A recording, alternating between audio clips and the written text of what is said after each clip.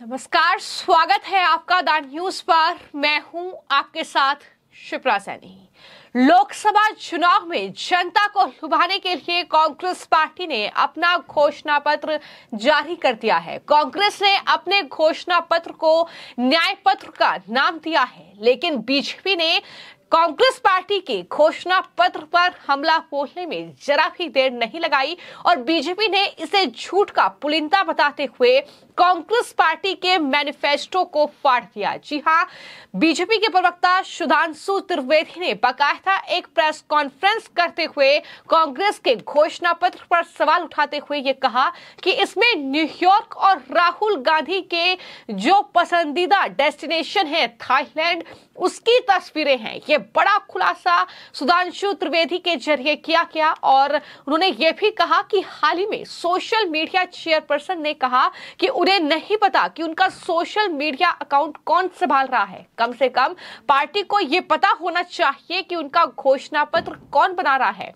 उन्होंने ये फोटो दिखाते हुए कहा राहुल गांधी की पसंदीदा जगह थाईलैंड की है और यही कांग्रेस के घोषणा पत्र में तस्वीर ऐड की गई है।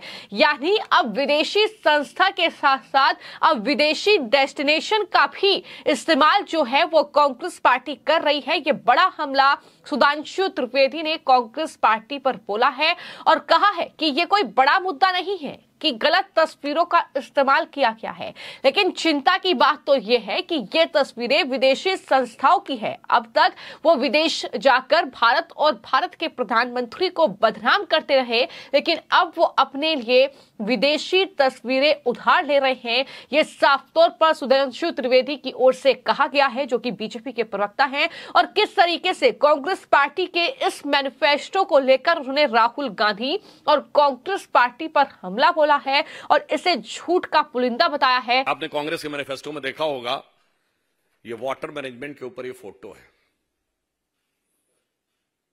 देखिए, इसको जाके आप चेक कर लीजिएगा। ये न्यूयॉर्क की बफेलो लिवर की है।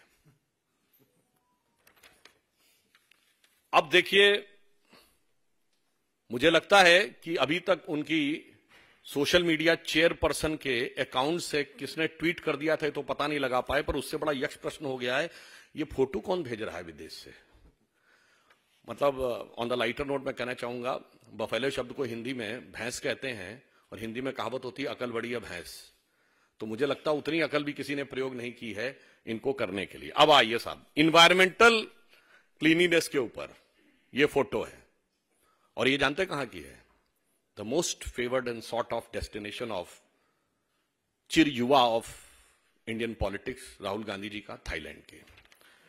अब आप ये समझिए, महत्वपूर्ण बात यह है, इसका अर्थ यह हुआ कि अभी तक तो वे कहती थी कि उनके अकाउंट्स कौन कौन हैंडल करता है पता नहीं लगता, कौन आके कर देता है। भाई ये तो मैनिफेस्टो में कौन कौन कर रहा है ये तो पता लगना चाहिए। फिर आपको यह भी ध्यान हो, आज उनके अध्यक्ष आदरणीय खड़गे जी ने कहा कि जब कांग्रेस को हाथ में सत्ता मिली थी तो एक सुई भी नहीं बनती थी देश में।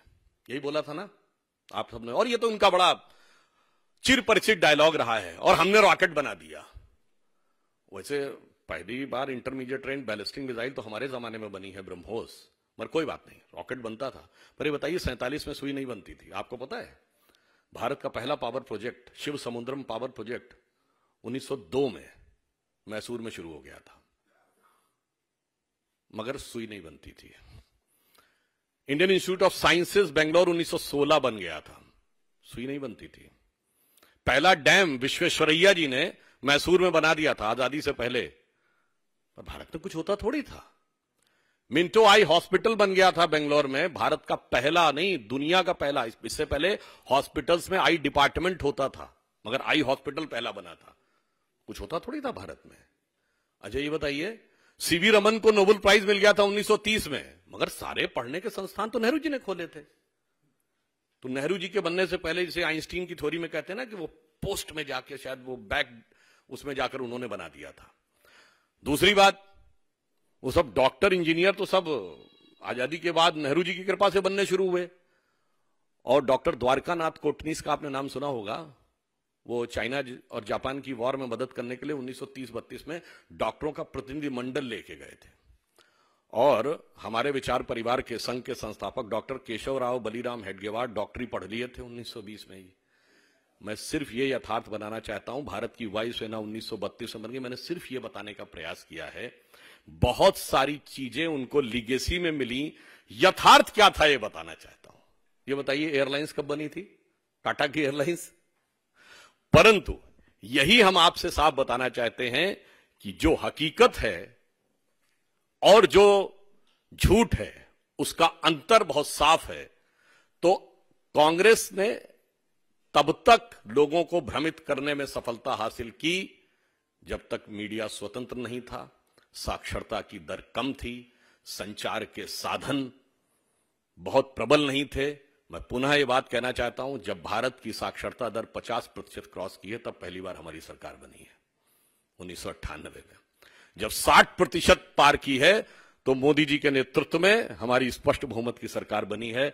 अब 75% पार कर रही है, तो हम भी 400 पार जाने की तरफ आगे बढ़ रहे हैं, क्योंकि अब झूठ का मुलम्मा चढ़ाना पॉसिबल नहीं होता है।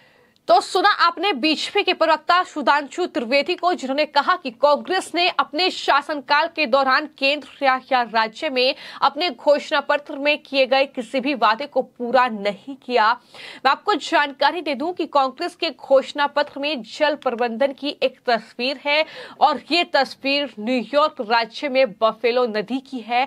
और इसी को लेकर अब बीजेपी के प्रवक्ता सुधांशु त्रिवेदी ने कांग्रेस पार्टी पर यह बड़ा हमला बोला है, राहुल गांधी पर बड़ा हमला बोला है। और इस तरीके से ये प्रेस कॉन्फ्रेंस करते हुए कई सवाल जो हैं वो कहीं ना कहीं कांग्रेस पार्टी और राहुल गांधी से सुधांशु त्रिवेदी की ओर से पूछे गए हैं। हालांकि इसी प्रेस कॉन्फ्रेंस के दौरान बीजेपी के प्रवक्ता सुधांशु त्रिवेदी ने यह भी कहा कि कांग्रेस अध्यक्ष मल्लिकार्जुन खड़गे जिस तरीके के बयान दे रहे हैं और ये कह रहे हैं कि कांग्रेस जब सत्ता में आई तो भारत में एक सुई भी नहीं बनती थी, ये बिल्कुल झूठ है। ये साफ तौर पर बीजेपी का कहना है। सीवी रमन को 1930 में नोबेल पुरस्कार मिला।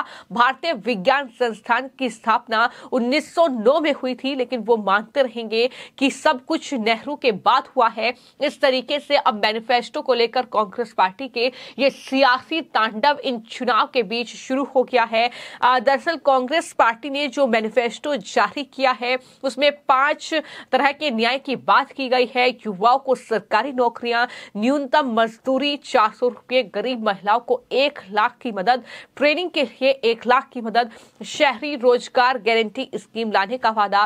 राजस्थान में कांग्रेस सरकार द्वारा लागू की गई चिरंजीवी योजना के तर्क पर देश भर में 25 लाख रुपए तक के फ्री इलाज के लिए कैशलेस बीमा, इस तरीके के वादे जो हैं वो किए गए हैं। और साथ ही परिवार की सबसे बुजुर्ग महिलाओं को महालक्ष्मी योजना के तहत 1 लाख सालाना दिया जाएगा।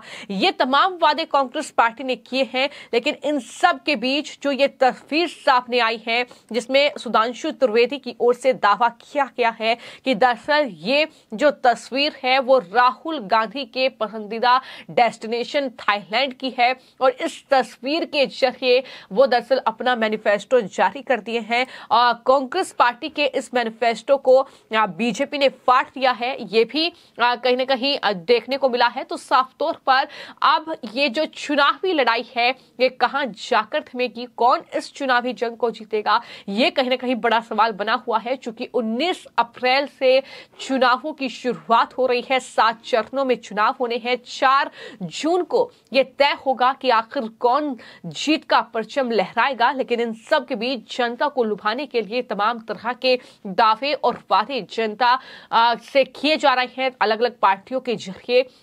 फिलहाल कांग्रेस ने अपना मैनिफेस्टो जारी कर दिया है और इसी मैनिफेस्टो को लेकर अब सियासी संग्राम जो है वो बीजेपी और कांग्रेस पार्टी के बीच शुरू हो गया है, जहां वहीं इस तस्वीर को लेकर भी अब राहुल गांधी पर बीजेपी हमलावर नजर आ रही है।